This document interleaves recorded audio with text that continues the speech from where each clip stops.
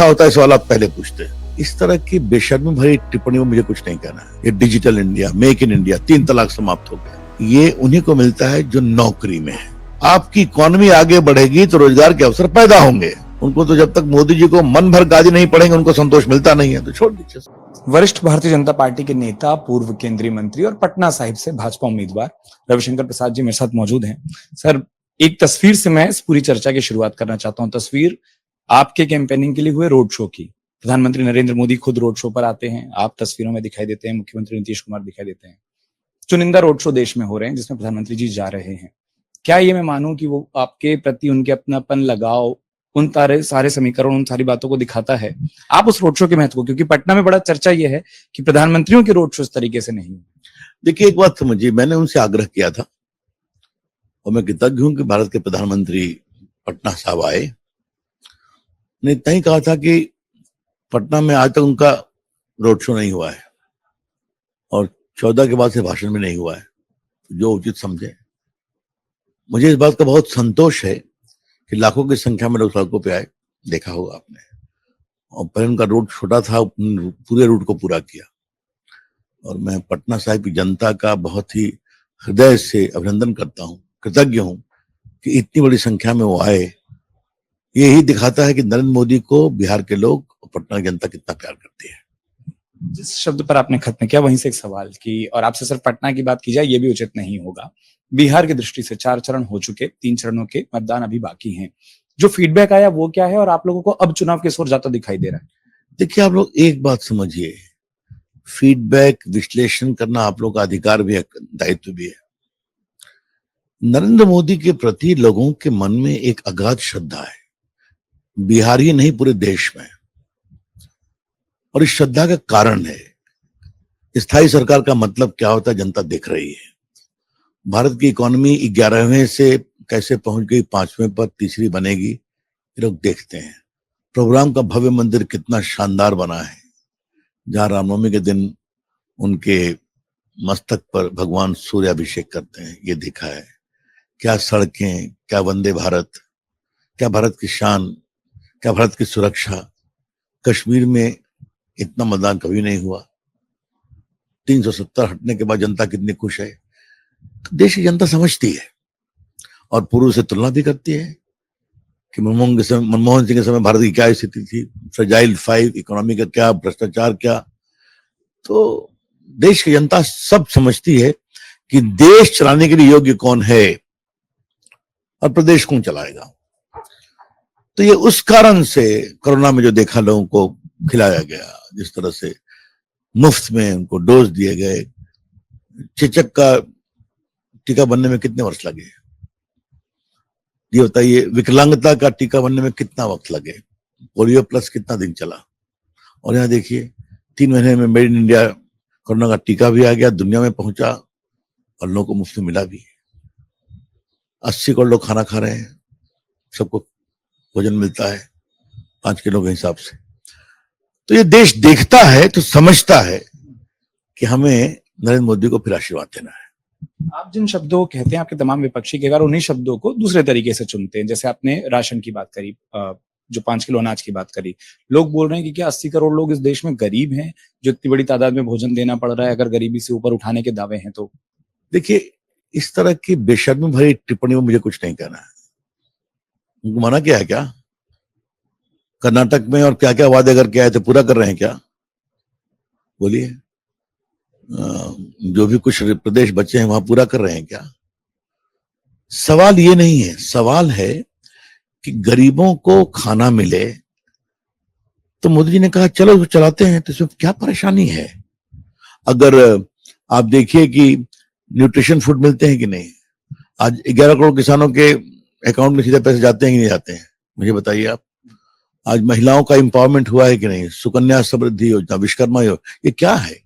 मोदी ने कहा मेरी सरकार गरीबों के लिए काम करेगी। लेकिन वही सर्वे आता है 23 करोड़ लोग गरीबी से बाहर भी आते हैं। दोनों बातें हैं ना। तो भारत में विमान स्थल भी बन रहा है, मोबाइल मैन्युफैक्चरिंग में भी भारत 2 से आज 270 मोबाइल फैक्ट्री है, चाइना के बाद सेकंड बन गया। इस विभाग को मुझे हैंडल करने का सौभाग्य मिला है। ये digital India, make in India, 3 तलाक समाप्त हो गया। ये सब कब से पेंडिंग थे मुझे बताइए आप। तो लोग उसको देखते हैं, महसूस भी करते हैं। सर, चूंकि जब आपके पास जब बात करिए तो हम लोगों के लिए एक चीज बड़ी अच्छी होती है कि आंकड़ों के साथ, तर्कों के साथ बात होती है। दो शब्द इस पूरे चुनाव में विपक्ष की ओर से खूब दिख रहे हैं, एक महंगाई, एक बेरोजगारी। एक नैरेटिव बनाने की कोशिश की जा रही है कि जनता इन मुद्दों पर चुनाव लड़ रही है। क्या बेरोजगारी और महंगाई दोनों इस देश में बढ़ी हैं, वो कंट्रोल से बाहर हुई हैं? देखिए, भारत में महंगाई दुनिया में सबसे कम है। यूरोप की तुलना करिए, अमेरिका की तुलना करिए, पड़ोसी की तुलना करिए। एक तरफ आटे के लिए मारामारी है पड़ोस में पाकिस्तान में, तो उनको कुछ तो कहना होगा ना। मैं आपके सवाल है उसके पहले संविधान खतरे में है। ये फतूर कहां से आया है? 10 साल से मोदी जी है ना प्रधानमंत्री, 14 में जीते, 19 में और जीते, 24 में और जीतेंगे। कभी कहा क्या संविधान बदलेंगे? करके दिखाया क्या? हाँ, संविधान में यही संशोधन किया कि इकोनॉमिकली वीकर सेक्शन को भी हम 10% रिजर्वेशन देंगे, अगली जाति के हो या किसी सामान्य वर्ग के हो। आपके एक दलित को भारत का राष्ट्रपति बनाया, रामनाथ कोविंद जी को, एक आदिवासी महिला को बहुत ही गरिमा में द्रौपदी मुर्मू जी को भारत का राष्ट्रपति बनाया। ये सोच की बात मैं कह रहा हूं। इसलिए संविधान बदलेंगे, संविधान बदलेंगे। इमरजेंसी किसने लगाई थी? जज को सुपरसीड किसने किया था? बड़े बड़े संपादकों कुलदीप नैयर को किसने बंद किया था? लोकनायक जेपी, अटल बिहारी वाजपेयी, लाल कृष्ण आडवाणी, नानाजी देशमुख, मधुलिमाय, नीतीश कुमार, लालू प्रसाद, इन सबको जेल में किसने बंद किया था? मैं भी तो जेपी का शिष्य हूं ना, मीसा में बंद रहा हूं, संघर्ष किया था। सब भूल गए लोग? हाँ, वामपंथी तो उनके साथ हमेशा थे। तो जो जजेस को सुपरसीड करे, संपादकों को जेल में बंद करे, प्रेस की सेंसरशिप लगाए, कम से कम 90 बार कांग्रेस पार्टी ने डिसमिस किया था राष्ट्रपति शासन में। सिर्फ इंदिरा गांधी के समय हुआ, पहले हुआ। मोदी सरकार ने कुछ किया क्या? तो एक फतूर है कि साहब संविधान बदल देंगे। अब मैं आता हूं बेरोजगारी पर। अब मुझे इस बात का विस्तार से जवाब देने दीजिए। एम्प्लॉय प्रोविडेंट फंड डाटा में लगभग 7 करोड़ लोग ऐड हुए हैं कि नहीं? ये डेटा साइट पर है। ये उन्हीं को मिलता है जो नौकरी में है, रोजगार में है, संगठित रूप से, प्राइवेट या पब्लिक। तो ये 7 करोड़ लोग वो हुआ। इतनी सड़कें बनी है ना, इतना हाईवे बन रहा है ना, पुल बन रहा है ना, पुलिया बन रहे हैं ना, रेल लाइन नई नई आ रही है ना, तो उसमें रोजगार के अवसर पैदा होते हैं कि नहीं? हर जगह गांव में बिजली गई तो रोजगार के अवसर पैदा हुए कि नहीं? आज डिजिटल इंडिया, भारत दुनिया में एक बड़ी ताकत बन गया है। वर्क फ्रॉम होम, तो इसके कारण नए अवसर पैदा हुए कि नहीं? आज मोबाइल मैन्युफैक्चरिंग में लोग प्रत्यक्ष अप्रत्यक्ष रूप से 7-8 लाख लोग काम करते हैं। ये मैं आपको कुछ स्ट्रेट संख्या दे रहा हूं। फिर ये बताइए कि जहां तक सरकारी नौकरी की बात है, लगभग 10 लाख लोगों को नौकरी मिली कि नहीं मिली? तो ये संख्या कितने? जो गिग इकोनॉमी है, जो आपके घर का डिलीवरी होती है, क्योंकि महकमों को मैंने हैंडल किया है, तो आज जो पूरे गिग इकोनॉमी में आपके घर में सब कुछ सप्लाई होता है, ई कॉमर्स बढ़ा है, बड़ी बड़ी कंपनियां आके बड़े बड़े काम कर रही हैं, तो इसमें रोजगार के अवसर पैदा हो रहे कि नहीं हो रहे हैं? तो कितने करोड़ हो गए? आपने क्या किया? बहुत सीधा सवाल है। आपकी इकोनॉमी आगे बढ़ेगी तो रोजगार के अवसर पैदा होंगे। हमारी इकोनॉमी 5 में पहुंच गई। भारत का सबसे अधिक एफडीआई यहां आया है, भारत का सबसे अधिक एफआईआई यहां आया है। तो वही तो मैं कह रहा हूं कि ऐसे हाईवे बन रहा है कि उस पर फाइटर प्लेन भी लैंड कर रहा है। तो ये सब बिना काम के अवसर के बन रहे हैं क्या?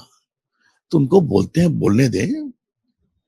क्या क्या 10 साल में मनमोहन सिंह ने, कांग्रेस ने, आप देखिए उनसे। रविशंकर जी, आप जिस तरीके से, जितने अनुभव के साथ और जितनी तमाम चीजों को, जिम्मेदारियों को इस देश में संभाल चुके हैं, अगले 5 साल के लिए अगर जिस चीज के लिए आप लोग आश्वस्त दिखाई देते हैं कि जीत होगी और सरकार बनेगी, अगले 5 साल का विजन प्लान, ग्रोथ प्लान, फिर वो क्या दिखता है? उसमें कौन से प्रमुख एजेंडे? क्योंकि कई सारी चीजें पूरी हुई। आप हमारे संकल्प पत्र को देख लीजिए।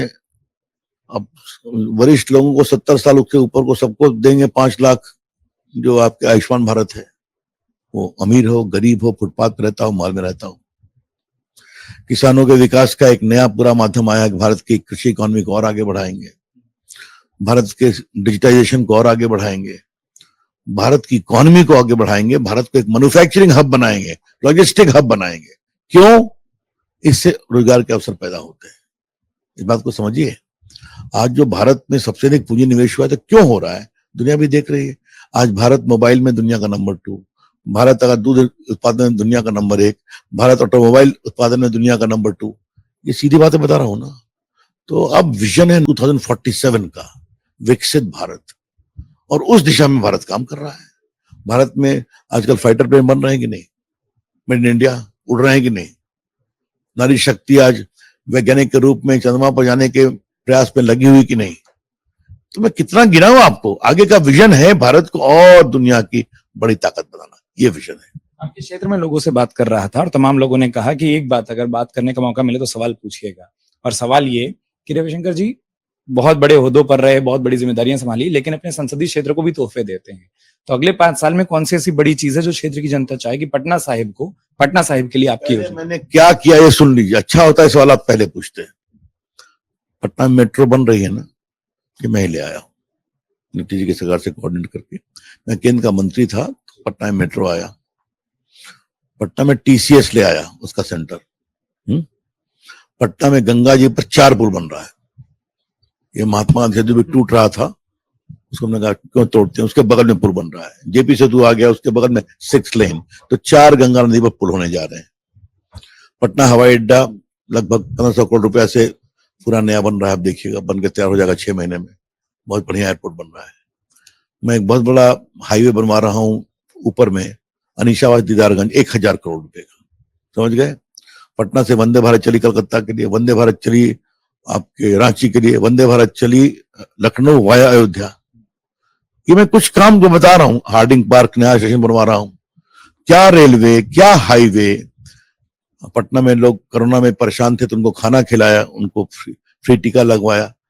तो आज मैं अपने पटना राजधानी को एक और बड़े स्मार्ट सिटी के रूप में बढ़ाने की कोशिश करूंगा, लगा हुआ हूं। लगभग 150 सड़कें बनवा चुका हूं ग्रामीण विकास विभाग से अपने ग्रामीण क्षेत्रों में। तो मैंने कुछ बड़े काम, और क्षमा करिए रविशंकर प्रसाद सांसद बनते हैं तो पटना के लिए बड़े काम ही करते हैं और करेंगे बड़े काम। वो करेंगे कि अगर आप कुछ हिंट देना चाहें कि अब कौन से आपके विजन प्लान में कौन सी योजनाएं हैं, कई चीजें। हाँ, स्पीड अप करेंगे। ये पटना का अटल पथ आपने देखा होगा, रेलवे जमीन नहीं छोड़ रही थी तो छुड़वाया, देखिए कितना सुंदर बन गया अटल पथ मरीन ड्राइव। तो इस तरह के बहुत सारे काम करेंगे। और पटना के लिए मेरा विजन बहुत ही स्पष्ट है कि और एक बड़ी प्राइवेट यूनिवर्सिटी यहाँ आए, उसकी कोशिश में लगा हुआ हूँ। जमीन का विषय आता है तो ये सब कराऊंगा। बिहार के बच्चे बाहर पढ़ने जाते हैं, एक एमिटी को मैं ले आया, तो ये सब नेशनल लॉ स्कूल यहाँ पर आए, तो हमारी कोशिश होगी, चिंता मत करिए, लग के करेंगे। आखिरी सवाल, अंतिम सवाल जो मैं करना चाहता हूँ, वो वापस मैं राष्ट्र के स्तर पर अगर बात करूं कि जो 400 का शब्द आता है, कि 400 पार की बात आती है, इतनी बड़ी संख्या की जरूरत या इतने बड़े नारे की जरूरत या इतनी बड़ी संख्या की तरफ पहुंचने की, इसकी आवश्यकता क्यों पार्टी देखती है? आपको इस नारे से कोई परेशानी है क्या, मुझे बता दीजिए। मुझे नहीं है, पर वो नैरेटिव आपने भी सुना होगा कि 400, और वो जवाब आपने दे दिया कि 400 के साथ संविधान वाली बात विपक्ष जोड़ता है। मैं फिर कह रहा हूं, ये सवाल का एक परिप्रेक्ष्य है। 14 में आप जीत जाएंगे कि मेरी जिली बनाएंगे, तो पूर्ण बहुमत दे दिया। 19 फिर जीत जाएंगे, आप लोग, आपकी जमात पूछती थी रोज सवाल टीवी पर, तो और बड़ा बहुमत दे दिया। 24 में और बड़ा बहुमत देगी। और वैसे भी आज की तारीख में भी जो संसद में हमारी संख्या है 303 वहां, और राज्यसभा और एलाइज को मिलाकर 400 तो है ही है अभी। तो अगर वो हमें लोकसभा में ही 400 पार करेगी तो आपको परेशानी क्या है? इतना जनता ने ही लगाया है। लोकसभा 400 के पार, पटना में रविशंकर 4 लाख के पार, सुना होगा आपने। तो कहने का मतलब क्या है कि जनता का प्यार, और सबसे बड़ी बात मोदी जी के ऊपर जनता का विश्वास, इस बात को समझिए। और मैं सैल्यूट करता हूं कि देश की जनता इतनी परिपक्व हो गई है, समझती है। अब बाकी लोग बोलते हैं, सवाल करते हैं, करने दीजिए उनको। तो जब तक मोदी जी को मन भर गाजी नहीं पड़ेंगे उनको संतोष मिलता नहीं है, तो छोड़ दीजिए सवाल। मैंने आखिरी कहा था, लेकिन एक सप्लीमेंट्री सवाल, जैसा आपने वो आंकड़ा बताया, ये नारा बहुत चलता है 4 लाख वाला, जब इतनी बड़ी लीड, इतनी बड़ी और इतनी संख्या में वोट मिलते हैं, क्या एक दबाव भी होता है कि वो करके दिखाना है, वो अपेक्षाएं हैं? मैं एक कार्यकर्ता हूं, मैं कभी अपने को नेता नहीं मानता हूं। पटना शहर में तो बिल्कुल नहीं मानता। अच्छा होता मेरे बैकग्राउंड के बारे में आप कुछ मुझे सवाल पूछते। मैंने विद्यार्थी परिषद के लिए 12 साल काम किया है। मैं जेपी मोहन का सेनानी रहा हूं, जेपी लोकनायक, मेरे जीवन की प्रेरणा 3 लोगों की है या 4 कहिए। एक तो लोकनायक जयप्रकाश नारायण, दीनदयाल उपाध्याय, अटल बिहारी वाजपेयी, नरेंद्र मोदी। समझे आप? हाँ, मैं अटल जी की सरकार में भी था, मोदी जी की सरकार में भी था। लेकिन कुछ बता ही दो कि मैंने देश के लिए बड़े बड़े काम क्या किए हैं। डिजिटल इंडिया अभी किया ना, पोस्टल पेमेंट बैंक शुरू कराया, मोबाइल मैन्युफैक्चरिंग को लगाया, 3 तलाक पूरा कराया। एक बार डिजिटल पेमेंट जो आप देखते हैं, भारत दुनिया में नंबर 1 हुआ है। आपको कोरोना में टीका लगा था ना, याद है ना? उसकी खबर कहाँ आई थी आपको? मोबाइल पर, याद है? ये काम मैं ही देखता था टेलीकॉम मंत्री के रूप में। पीएम का निर्देश था इसको लड़ो, पीएम से मिलकर करो, तो पूरा हम लोग लगकर काम किए। तो 230 करोड़ डोज लगे और हर के पास खबर गई, पहला डोज, दूसरा डोज, बूस्टर डोज, ये भारत ने करके दिखा दिया। तो कहने का मतलब क्या है कि ये जो पूरा आपका टाटा स्काई है, ये मेरा ही लाया हुआ है। एफएम रेडियो आपने भी ले रखा है, अमर उजाला ने, मेरा ही लाया हुआ है। जब मैं आईएमबी मिनिस्टर था, कोल इंडिया के मंत्री रहते, मैंने कोल इंडिया को घाटे में ला दिया, प्रॉफिट में। तो ये मैंने कुछ बड़े बड़े काम आपको बताया। मैंने देश के लिए करता हूं, प्रदेश के लिए करता हूं, अपने कंजन से लिए करूंगा। मैं बिल्कुल नरेंद्र मोदी का शिष्य हूं।